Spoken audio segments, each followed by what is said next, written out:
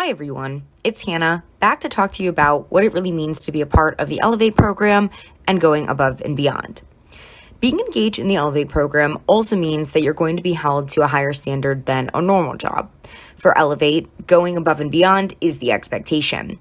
We've comprised a list of tips that we have for you based off of what we've seen lead consultants to success in the past. If you can embrace this advice, you will be able to maximize your growth over this coming year and set yourself up for success long-term at Ford. The first tip we have is to be proactive. Always ask for more work.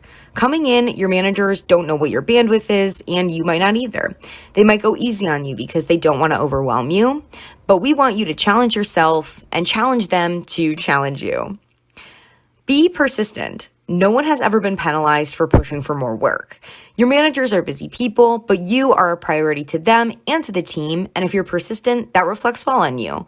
You're here to become a fully functioning member of the team. The more you ask, the more you'll be given, the sooner you can get to that level.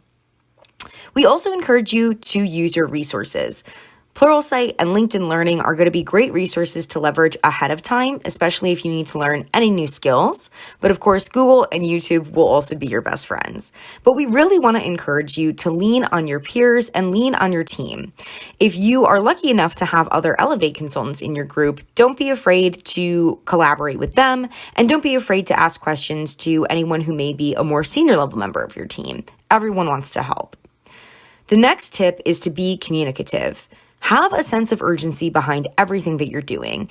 If you don't know how to do something and it can't be solved with a 15-minute Google search, please do not spend the next 2 hours of your time trying to figure it out. It's okay to ask. With that comes asking questions, but also being aware of the kinds of questions that you're asking. We encourage you to take a lot of notes, especially early on. Try to see if you can go without having to have someone teach you something twice. We also really want to emphasize the importance of communication and keeping a dialogue with your team. This is key, especially working from home, so make sure that you are over communicating your progress and maintaining a dialogue throughout the day with your managers and your team members. Finally, the last tip we have, and the reason that all of you are here today, is to be passionate.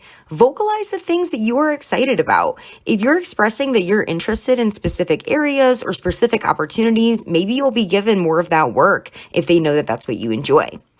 Build your brand. Be conscious of the fact that you are constantly leaving an impression.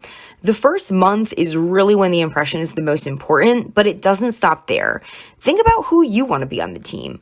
Are you the hard worker? Are you the positive attitude? Or are you the one who has creative ideas? Think about who you want to be seen as and really embrace that image. And last thing we'll leave you with, and maybe the most important, is that you're going to get out of this program exactly what you put into it. So put your heart and soul into everything you do, and we promise that it will come back.